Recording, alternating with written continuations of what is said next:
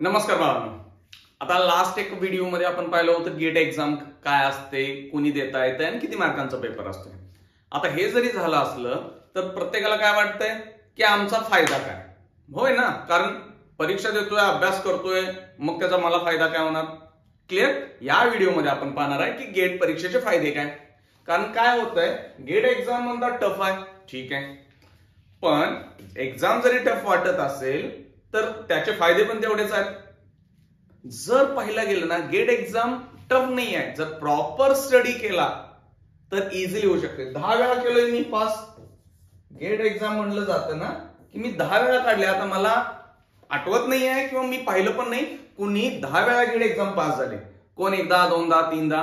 मला काय कामं नव्हती त्यामुळे 10च्या 10 वेळा मी क्लिअर केली आणि 10 वेळा झाल्यानंतर पास करून टाकली. आता काय फायदा आहे म्हणलं, किती वेळा द्यायची, कारण वर्षातून तर एकदाच असते. 10 वर्ष लागली द्यायला, काय नसतं. 10 ते 15 दिवसच मी अभ्यास करायचो आणि क्लिअर करायचो. आता मी माझे बिझनेसेस किंवा कोचिंग हे सगळं सांभाळत मला कधी जानेवारी महिन्यामध्ये 15 जानेवारी ते 30 जानेवारीच्या आसपास तेवढा वेळ लागायचा. 15 दिवसात करायचो, पेपरला जायचो.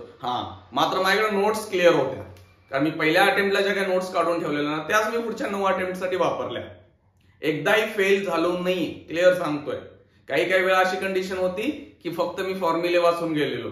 आता ते हुशार वगैरे काय नाहीये मी, फक्त काय परफेक्ट पेपर बद्दल स्टडी होता की बाबा करायचं काय आहे आणि कशा पद्धतीने अभ्यास करायचा आहे ते पुढच्या व्हिडिओमध्ये बघूया. पहिला आपला फायदा, आपण माणूस आहे, स्वार्थ येणारच. परीक्षेचा फायदा बघूया.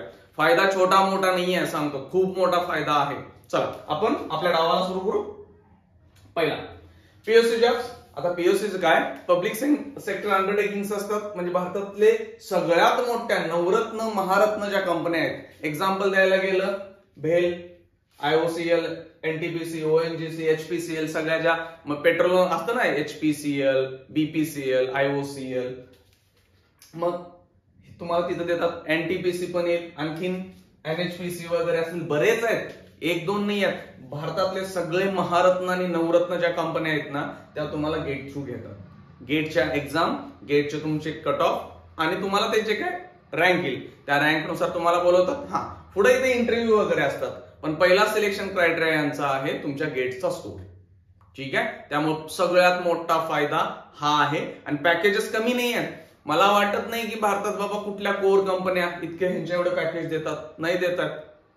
नुसतं पॅकेज सोडा, फॅसिलिटी सेंट्रल गव्हर्नमेंट सारखे ज्या मिळत आहेत ना त्या पण कमी जास्त नाही, ढीग आहेत फॅसिलिटीज. माझ्या तर बरेच क्लासमेट किंवा ज्युनियर आज या कंपन्यांमध्ये काम करतात. काम काय, घंटाने निवांत असतात. म्हणायला फक्त एक टेम्पररी काम असतं, गव्हर्नमेंट जॉब आहे ना, आणि पगार पण हेवी आहे, सगळ्या फॅसिलिटी आहेत. सो तुम्हाला ह्या कंपन्यांमध्ये जायचं आहे तर तुम्हाला गेट एकमेव क्रायटेरिया आहे. पहिला गेट क्वालिफाय करून चांगली रँक आली पाहिजे, ठीक आहे. आता रँक किती यायला पाहिजे ते डिपेंड करतोय, तुम्ही मेकॅनिकल आहे, सिव्हिल आहे, इलेक्ट्रिकल आहे. ह्याच्या कोर आहेत ना की बऱ्यापैकी ह्या 3 ब्रँचेस इथे गेटला खूप जागा असतात.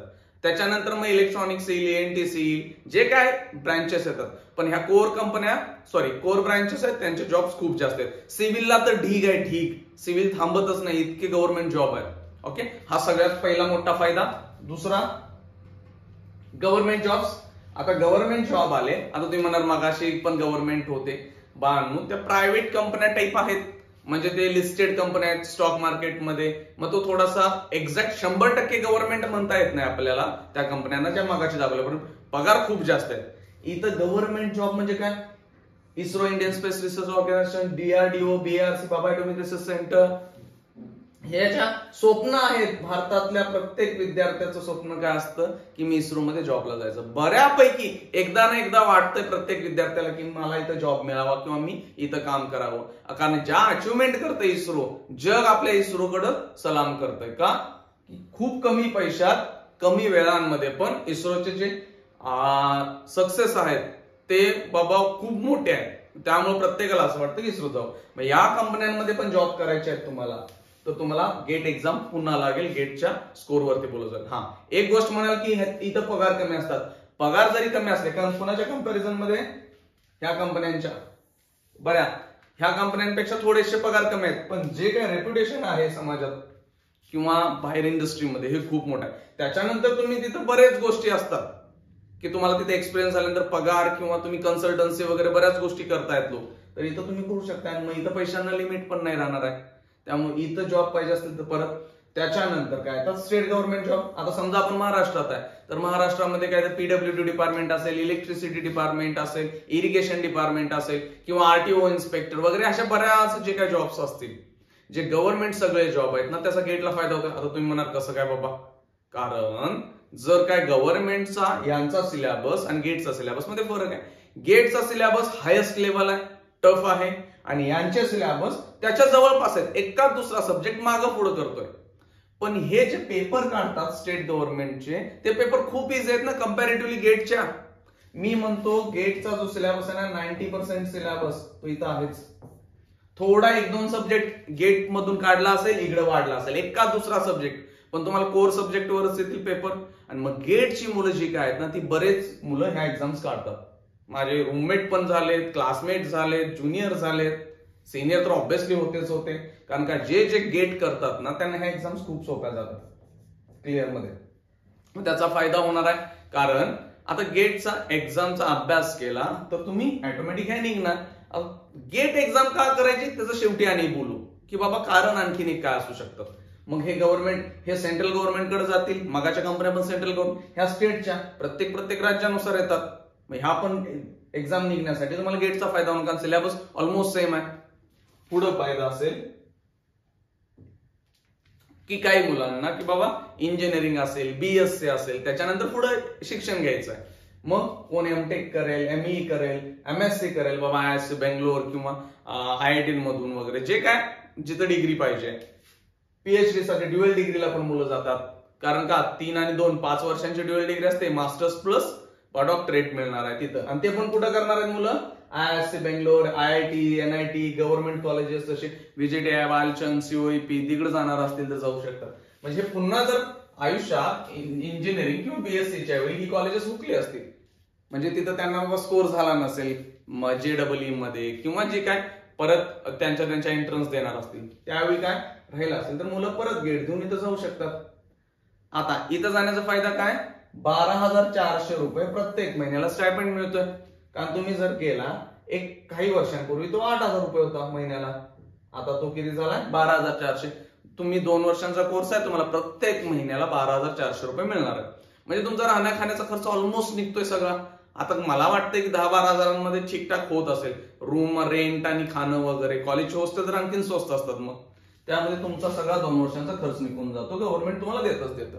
गेट क्वालिफाय जरी झाला आणि तुम्ही कुठल्या तरी किरकोळ कॉलेजमध्ये पण शेजारच्या घेतला तरी तुम्हाला तेवढा स्टायपेंड मिळणारच आहे. प्रत्येक महिन्याला मिळतो 12,400. मग तुम्हाला एमटेक किंवा मास्टर्स डिग्रीला जायचं आहे, कुठली पण एमएससी इव्हन दो, तर तुम्हाला गेटचा फायदा होणार. आणि ते रेप्युटेड इन्स्टिट्यूट भारतातली जी काय तिथं तुम्हाला त्या गेटवरूनच घेणार आहे. आणि देन आणखीन काय, प्रायव्हेट जॉब्स. आता मला प्रायव्हेट जॉबला कसं काय फायदा आहे. प्रायव्हेट जॉबला फायदा का, की तुम्ही काय करणार, प्रायव्हेट जॉबचे इंटरव्ह्यू असणार आहेत, रिटन एक्झाम्स असणार आहेत, मग ते ऍप्टिट्यूड असेल किंवा टेक्निकल ऍप्टिट्यूड असेल, त्या परीक्षेला तुम्हाला जाऊन स्कोर तरी करावा लागेल. मग तिथं कसं पास होणार, मग तिथं पास होण्यासाठी अभ्यास करावा लागेल. आणि अभ्यास करण्यासाठी काय आपल्याकडे गेट एक्झाम तुम्ही प्रिपेअर करतच होता. म्हणजे मी म्हणलं मगाचे जे काही फायदे सांगितले, आणि तुम्ही काही विद्यार्थी म्हणतील की सर आम्ही एवढे हुशार नाही की आम्ही भारतात स्कोर करेन किंवा राज्यातल्या गव्हर्नमेंट जॉबला जाईन किंवा आयआयटी एनआयटी मध्ये जाण्यासाठी ऍटलिस्ट तेवढा स्कोर, खूप मोठा स्कोर लागत नाही तिथं जायला, पण तरी पण काही म्हणतील की आम्हाला तेवढे जमणार नाहीत. मग ऍटलिस्ट जॉब साठी तर अप्लाय करालच ना. मग त्यावेळी तुम्हाला टेक्निकल नॉलेज पाहिजे, काहीतरी आलं पाहिजे. की आज एवढे विद्यार्थी झालेत गेटमध्ये की त्यात अभ्यास करून येणारे बघा खूप कमी असतात. मुलं फॉर्म भरायला लागलेत गेटला ढीगभर. आता परीक्षा सुरू आहेत बघा, आज पण परीक्षा सुरू असेल सिव्हिलची वगैरे. मग बसणारे मुलं खूप आहेत, नुसता फॉर्म भरायचं म्हणून. फॉर्म सुटले ना, भरतो 1,000-1,500 जी काय फी ती भरतात, पेपरला काही न करता जाऊन बसतात. ते सगळे पैसे वेस्ट जातात. खूपच कमी मुलं अभ्यास करतात. मग तुम्ही फक्त बसणारी मुलं बघू नका की खूप बसतात आणि त्यातनं आम्ही कशी येणार. अभ्यास करणारे किती आहेत ते बघा पहिलं. तुम्ही किंवा तुमचे मित्र मैत्रीण, सिनियर ज्युनियर जे काय असतात ना, ते बघून घ्या एकदा की बाबा काय आहे, ती मुलं अभ्यास करून खरोखर गेलेत का. नंबर 2 लाख 3 लाख बसलेत आणि त्यातनं आम्ही 2,000 3,000 4,000 मध्ये कसे येणार असं वाटत असेल तर अभ्यास करून जाणारी मुलं खूप कमी आहेत. ओके, तरी पण तुम्ही म्हणाल की तेवढं पण नाही जमणार आम्हाला, ठीक आहे. मग प्रायव्हेट जॉब पाहिजे तर तुम्हाला ह्या एक्झाम्स, त्यांच्या ऍप्टिट्यूड इंटरव्ह्यू क्लिअर करायला पाहिजे. मग त्यासाठी तुम्ही ह्या सगळ्या विद्यार्थ्यांमधून तुमच्या ज्या कॉलेजमध्ये आहेत त्यातनं तुम्हाला निवडणार आहेत. म्हणजे तुमच्याकडे नॉलेज त्यांच्यापेक्षा चांगलं पाहिजे.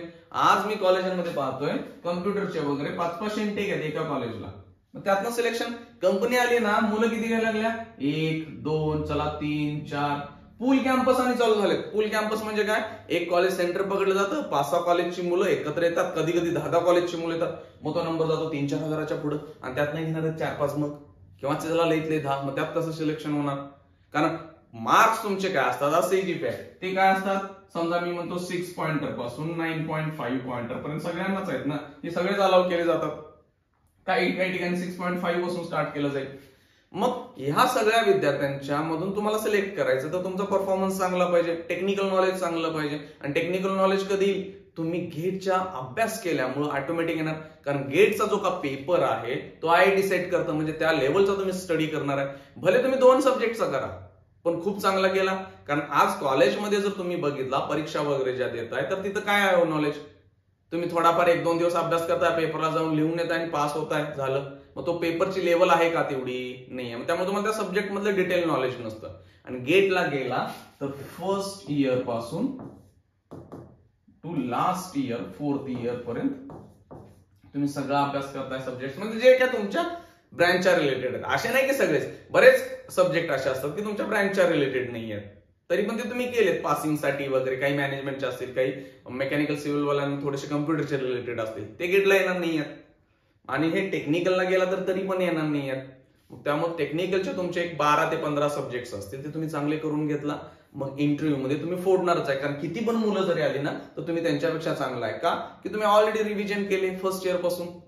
मग आपण ते करण्यासाठी फक्त एक कारण होतं गेट. कारण भले तुम्हाला प्रायव्हेट कंपनीत जायचं आहे, तर तुम्हाला प्रायव्हेट कंपनीत जायचं म्हणून तुम्ही फर्स्ट इयर पासूनचे बुक्स काढून वाचणार नाहीये ना, गेटची परीक्षा देणार आहे म्हणून ते तुम्ही सगळे काढणार आहे, वाचणार आहे आणि व्यवस्थित स्टडी करणार आहे. मग त्याचा फायदा तुम्हाला हे इंटरव्ह्यू मध्ये तर होतोच होतो. आम्हाला तर ऑब्व्हियसली झालेला, ऍप्टिट्यूड एक्झाम्स असतील किंवा बाकीचे जे काय करणार आहे.